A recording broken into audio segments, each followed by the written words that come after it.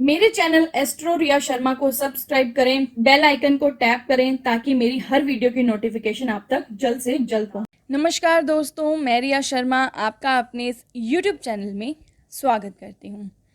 ये सच है कि हम जैसे कर्म करते हैं हमें उसका वैसा ही फल मिलता है। हमारे द्वारा किए गए कर्म ही हमारे पाप और पुण्य तय करते हैं। हम अच्छे कर्म करते हैं तो हमें उसके अच्छे फल मिलते हैं, अगर हम बुरे कर्म करते हैं तो हमें उसके बुरे फल मिलते हैं। हमारे जीवन में जो भी परेशानियां आती हैं उनका संबंध कहीं ना कहीं हमारे कर्मों से होता है। कबीर दास जी का ये दोहा हमें हमेशा ये एहसास दिलाता है कि बुरे कर्मों का फल हमेशा बुरा ही होता है। करता था सो क्यों किया, अब करी क्यों पछताए, बोया पेड़ बबूल का तो आम कहाँ से खाए। कभी कभी हम जानबूझकर गलत काम करते हैं तो कभी अनजाने में गलत काम कर जाते हैं, जिसके कारण हमें आगे चलकर परेशानी उठानी पड़ती है।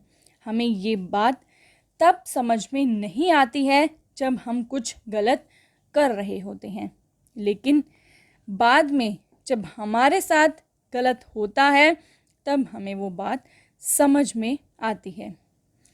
अनजाने में किया हुआ कार्य कभी भी हमें पछताना नहीं पड़ता, क्योंकि उसमें हमारी कोई गलती नहीं होती है। लेकिन जब हम जानबूझकर गलत करते हैं तो हमें आगे चलकर परेशानी उठानी पड़ती है, और जब हम पर कोई परेशानी आती है तब हम पछताते हैं कि काश हमने ऐसा काम ना किया होता तो शायद आज हम इस मुश्किल में ना पड़ते। लेकिन अब पछताए होत क्या जब चिड़िया चुग गई खेत। इसी से रिलेटेड मैं आज आपको एक कहानी सुनाने वाली हूँ। एक वृद्ध व्यक्ति अपने बहू बेटों के यहाँ शहर रहने गया। उम्र के इस पड़ाव पर अत्यंत कमज़ोर हो चुका था, उसके हाथ कांपते थे और दिखाई भी कम देता था।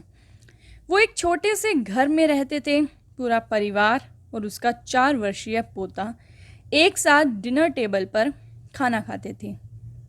लेकिन वृद्ध होने के कारण उस व्यक्ति को खाने में बड़ी दिक्कत होती थी। कभी मटर के दाने उसकी चम्मच से निकलकर फर्श पर गिर जाते थे तो कभी हाथ से दूध छलककर मेज पोश पर गिर जाता। बहू बेटे 1-2 दिन ये सब सहन करते रहे, पर अब उन्हें अपने पिता की इस आदत से या फिर इस कार्य से चिढ़ होने लगी। हमें इनका कुछ करना पड़ेगा, लड़के ने कहा। बहू ने भी हाँ में हाँ मिलाई और बोली, आखिर कब तक हम इनकी वजह से खाने का मज़ा किरकिरा रखेंगे, और हम इस तरह का चीज़ों का नुकसान होते हुए भी नहीं देख सकते। अगले दिन जब खाने का वक्त हुआ तो बेटे ने एक पुरानी मेज को कमरे के कोने में लगा दिया। अब बूढ़े पिता को वहीं अकेले बैठकर अपना भोजन करना था। यहाँ तक कि उनके खाने के बर्तनों की जगह उन्हें एक लकड़ी का कटोरा दे दिया ताकि और बर्तन ना टूट फूट सके। बाकी लोग पहले की तरह ही आराम से बैठकर खाते, और जब कभी कभार उस बुजुर्ग की तरफ देखते तो उसकी आंखों में आंसू दिखाई देते। यह देखकर भी बेटे बहू का मन नहीं पिघलता। वो उनकी छोटी से छोटी गलती पर ढेरों बातें उन्हें सुना देते।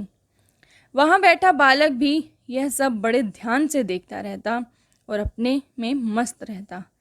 एक रात खाने से पहले उस छोटे बालक को उसके माता पिता ने ज़मीन पर बैठाकर कुछ करते हुए देखा।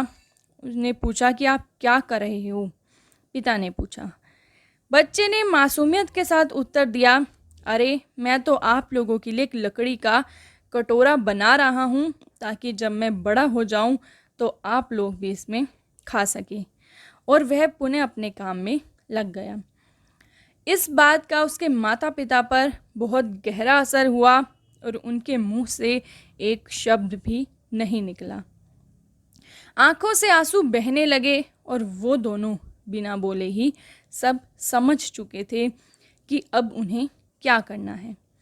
उस रात को वो अपने बूढ़े पिता को वापस डिनर टेबल पर ले आए और फिर कभी उनके साथ अभद्र व्यवहार नहीं किया। बच्चे बहुत छोटे होते हैं, लेकिन वो जैसा आपको करते हुए देखेंगे वो वैसा ही करेंगे। बोया पेड़ बबूल का तो आम कहाँ से होए। जब आप बबूल का पेड़ बोएंगे तो आप आम की इच्छा कैसे कर सकते हैं। तो इस कहानी का आज शीर्षक ये है कि हमें यह शिक्षा मिलती है कि हमें सबके साथ अच्छा व्यवहार करना चाहिए, क्योंकि जैसा व्यवहार हम दूसरों के साथ करेंगे वैसा ही व्यवहार दूसरे हमारे साथ करेंगे। धन्यवाद।